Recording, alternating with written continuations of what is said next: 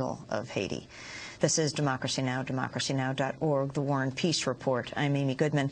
President Obama proposed a record $3.8 trillion budget for 2011 on Monday. The budget would boost war spending while trimming domestic expenditures. As part of the budget proposal, the Obama administration is asking Congress to increase spending on the U.S. nuclear arsenal by more than $7 billion over the next 5 years. Obama is seeking the extra money despite a pledge to cut the U.S. arsenal and seek a nuclear weapons-free world. The Obama administration argues the boost in spending is needed to ensure that U.S. warheads remain secure and work as designed as the arsenal shrinks and ages. Part of the proposal includes large funding increases for a new plutonium production facility in Los Alamos, New Mexico. We go now to New Mexico to speak with Jay Coughlin. He's the executive director of Nuclear Watch of New Mexico. He's joining us from the state capitol building in Santa Fe. Jay, welcome to Democracy Now! Respond to the budget and to the president's policies on nuclear weapons. Where to begin? As you know, on April 5th last year, President Obama made a historic speech in Prague dedicating this country to the long-term national security goal of abolishing nuclear weapons. Well, the budget that was released just yesterday is a big, big step backwards. Just this coming year, it's raising the nuclear weapons budget for the Department of Energy 10%. But most particularly, it's quadrupling in some cases the funding for new production facilities. I wanted to read for you a quote from Vice President Joe Biden, who penned an op-ed in the Wall Street Journal Friday called "The President's Nuclear Vision."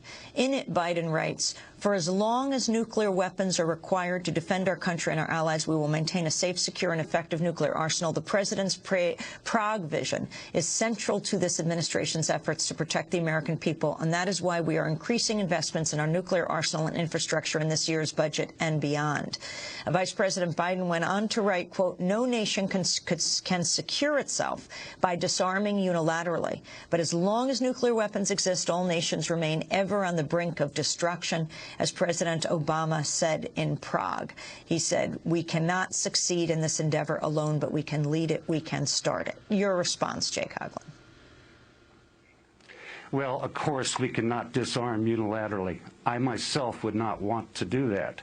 But what's essentially happening is that the Democrats, that is to say Biden and Obama, are basically being rolled by the 7 to 8 Republicans in the Senate that are needed for treaty ratifications. We have a new bilateral arms control treaty with Russia on deck and a long sought-for comprehensive test ban treaty. The labs themselves, the nuclear weapons laboratories, that being Los Alamos near me right now, also Sandia just south of me in Albuquerque, and Lawrence Livermore in California.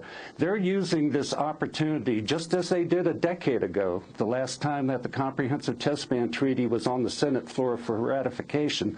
They're using this opportunity to extract more taxpayer funding for their weapons programs, and they are not going to let go of eventually producing new design weapons in the future. All 40 Republican senators, as well as Joseph Lieberman, implied in a letter to Obama last month that they would block ratification of the new treaty with Russia unless he funds a, quote, modern warhead and new facilities at the Los Alamos National Lab, where you're near right now in New Mexico, and the Y-12 plant in Oak Ridge, Tennessee. Jay? You're absolutely right. They're playing muscle, and they're rolling Obama and Biden. The Democrats are now surrendering. The executive administration is now surrendering to that demand. Of course, at the time, a month ago, as you said, it was 40 Republicans that wrote to Obama, essentially demanding a modern warhead and modernization. Now, of course, it's 41 Republicans plus Lieberman.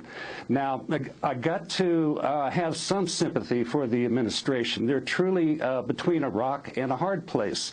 And we're just 3 months out from a review conference for the cornerstone of the global non-proliferation regime, that being the Non-Proliferation Treaty, that's going to begin on May 3rd. And within the framework of this treaty, first signed in 1970 by the U.S. and the other weapons powers, first of all, there's a pledge to eventually disarm.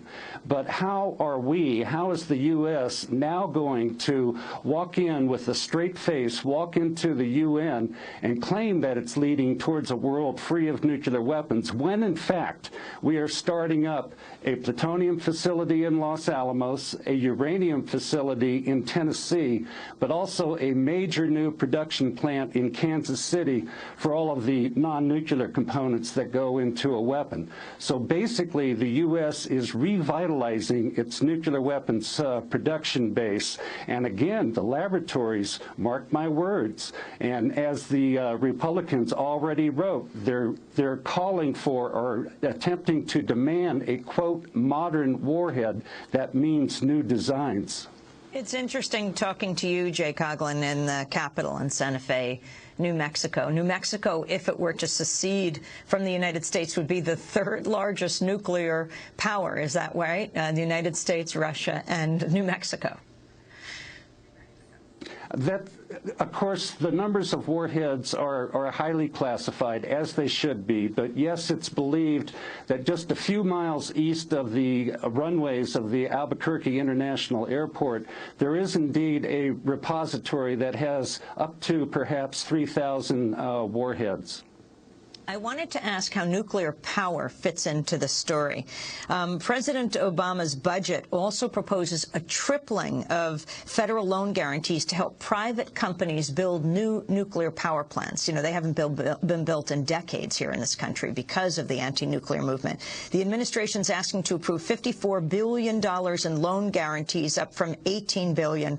Last week, President Obama promoted nuclear energy in his State of the Union address. Well, my response to that is I'd actually like to see the free market work in the commercial sector of nuclear energy. As what you just stated, these proposed massive loans is essentially taxpayer-subsidized corporate welfare for the nuclear energy utilities. Again, let's have a little free market capitalism and have that energy sector rise or fall on its own power.